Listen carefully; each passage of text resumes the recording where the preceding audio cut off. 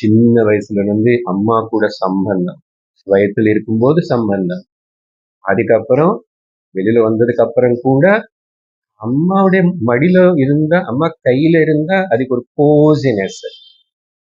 அது மட்டும் இல்ல, கொஞ்சம் அதுக்கப்புறம் கலரு அதெல்லாம் தெரிஞ்சதுக்கு அப்புறம் அம்மாவுடைய சாரி புடிச்சுக்கிட்டா கூட போதும், அம்மா பக்கத்துல இருந்தா போதும்.